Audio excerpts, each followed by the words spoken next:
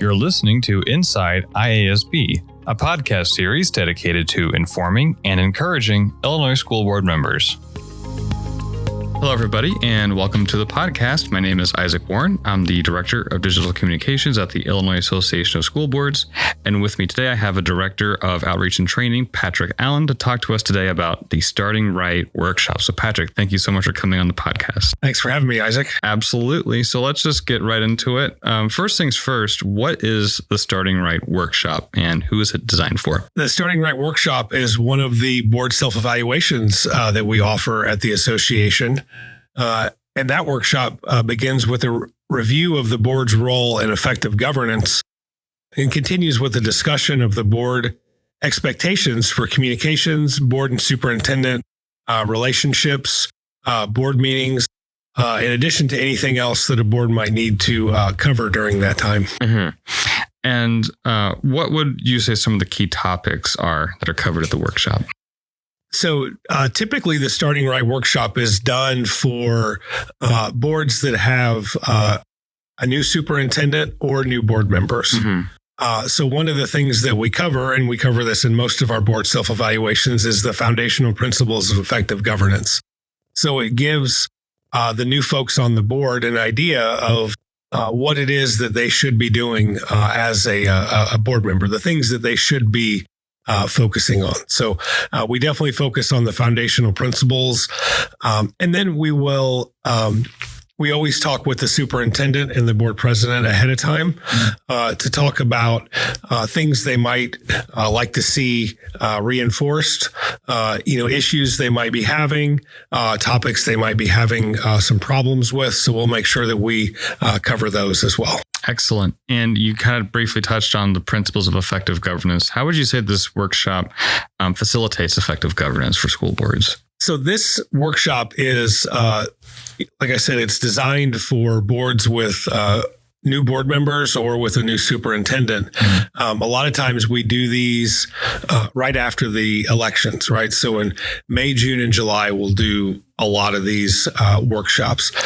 So this facilitates effective governance because it gets boards on the right track sooner, right? It lets those new board members figure out what it is that they're doing as a board member and really become a more effective board quicker rather than waiting a year as someone just kind of learns how things are going and asks questions here and there. We give them all that information up front. They can become more effective. They can become, they can participate better in everything that the board's doing. And then overall that board becomes a lot more effective quicker. Gotcha. Yeah, I really like that kind of it's like on-ramping lots of new members and, like you mentioned, new superintendents. I think it's a really good way for everyone to kind of get antiquated with each other, but also understand what are the goals of everyone. What's the goal of the board overall, and what's the goal of the superintendent? How do those two kind of work together? Yeah, and one thing that we see is that oftentimes when people get elected to a board, they don't really know what it is that the board does. Yeah. Right. They have an idea, right? They want to serve their community. They want to be involved. They want to do all of those things, but they don't really know overall what it is that the board does. Right. So then when they come in, they kind of sit back and say, "Oh, I didn't know that we did that. I didn't know we were responsible for all of this." Sure. So it takes them some time to kind of figure out where they fit in that process. This is just something that helps them figure that out a lot quicker. Oh, yeah, sure. I mean, if you're viewing school board meetings from the perspective of the audience, it's probably got a very different idea of how school boards operate than when you're actually sitting behind the table. Absolutely. Yeah. And when you've got to make those decisions, it's a lot, when someone else is making those decisions, it's a lot easier. But when you have to do that, it's more difficult. Oh, yeah, I totally agree. You kind of mentioned this a little bit, with the elections and onboarding a new superintendent. Would you say there's an ideal time for boards to do this type of self-evaluation? Yeah.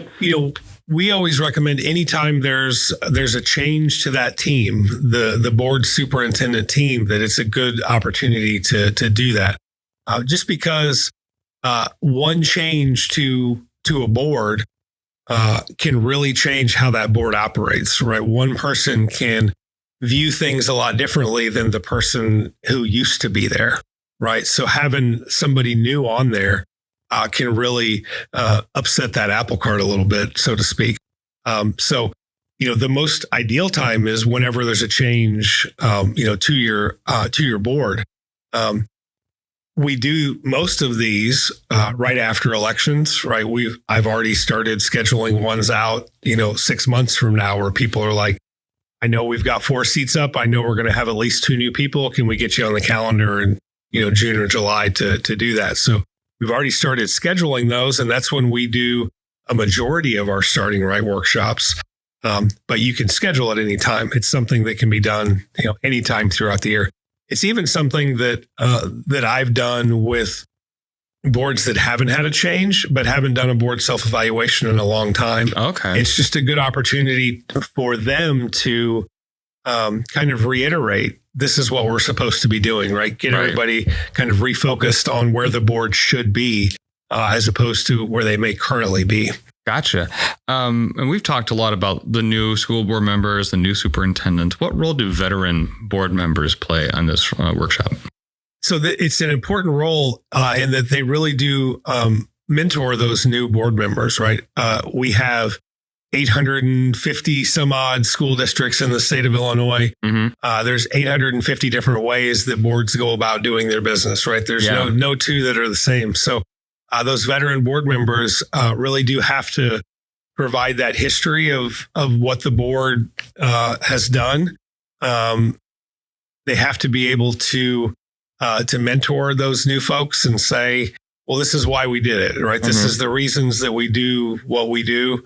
So they're there to provide a lot of that, the backdrop to, the district, the history of whether it's the district or the board.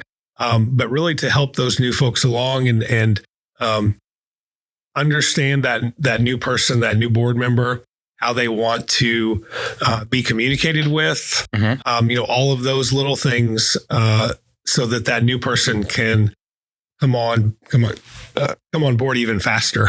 Yeah. So. Yeah, that mentorship program, in a way, I guess you could call it that, mm-hmm. Really does seem to be a very good way to keep new board members engaged with the board, but also keep them in the loop about how things are done. Mm-hmm. And this sounds like this workshop does a really good job of making sure that those interactions are happening, because they may not happen naturally on some school boards. Yeah, we've been encouraging that mentorship with another board member a lot over the past couple of years. A lot of times the mentoring of a new board member kind of falls on the superintendent. The superintendent's mm-hmm. responsible to sit down and say, here's the budget and here's the board policy and, mm-hmm. and here's all of this. But I always like to say that the superintendent already has a 40-hour-a-week job that they do, mm-hmm. right?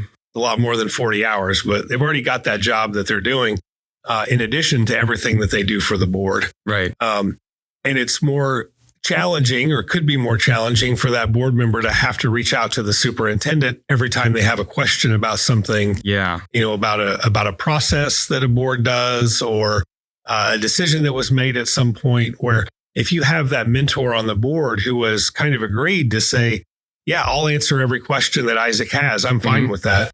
It's a lot easier for them to communicate and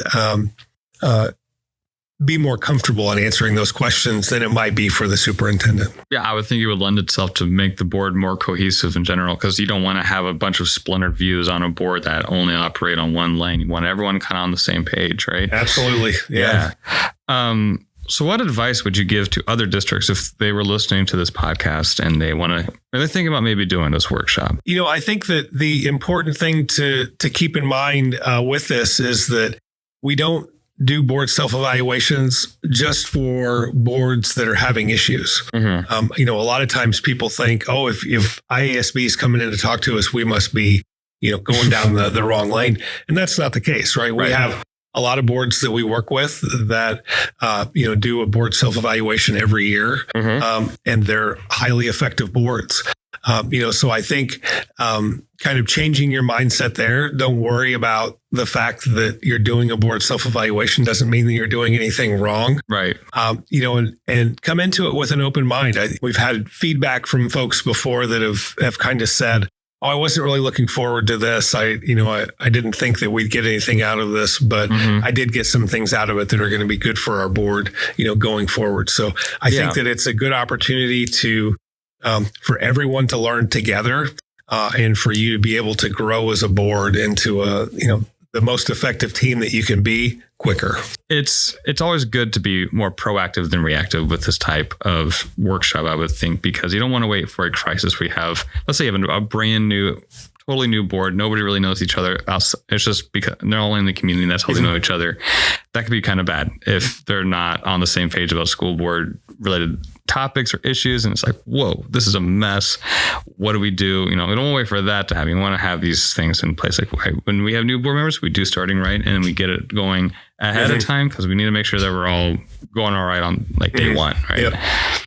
Yeah. And there's a lot of districts that I work with every 2 years. And it's always kind of May, June, or July every 2 years. So after the election, they always sit down and have these conversations, even if they don't have anybody new on the board.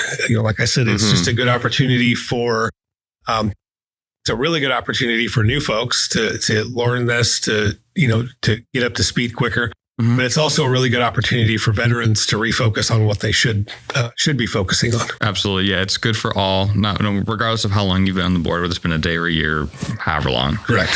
Yeah. What else would you want? If there was one key takeaway from this episode about this workshop, what would you want that to be for our members? I would say that, the biggest takeaway from this is going to be that it's a learning experience for your entire board. It's going to work for new board members. It's going to work for veteran board members. It's going to work for the superintendent.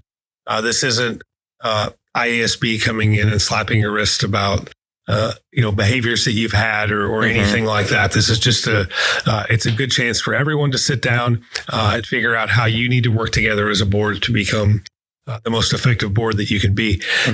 School boards are in a unique position in that they get, a lot of times 2 to 3 hours a month to work together. Right. And if there are personality differences or issues that arise, you don't get the opportunity to sit down and fix those when they happen. I always like to tell boards, if I have a problem with somebody in the office, I'm going to see them 40 hours next week. We're going to be in the same office, right? We're going to have an opportunity to work through that. School boards don't have that opportunity. So this is one opportunity that we provide where you can sit down and work through some of those differences so that those things don't hinder you down the road. Gotcha. So let's say that we've got a board who's listening to this and they're ready. They want to do a workshop. They want to do this workshop. What do they do next? You can contact whoever your outreach and training director is. And if you don't know who your outreach and training director is, you can call the main number at IASB. And they'll get you directed to who that person is. Any of us can get you pointed in the right direction. Every district does have one outreach and training director that's assigned to them. But if you have a date that doesn't work for the two of you, there's plenty of us that can step in and handle that. So usually we can cover a date if you need to. Perfect. Well, Patrick, thank you so much for coming on the podcast and talking about this excellent workshop. I hope that a lot of board members consider it, and we'll see a lot of attendees in the coming election. All right. Thanks, Isaac. Thank you for listening to the podcast, and thank you for your dedicated volunteer service to public education. If you'd like to stay up to date with future episodes, please consider following us on Spotify, Apple Podcasts, or YouTube Music. Have a comment or question? We welcome listener feedback and invite you to leave us a voicemail via the link in the description or send us a voicemail at communications@iasb.com. Thanks.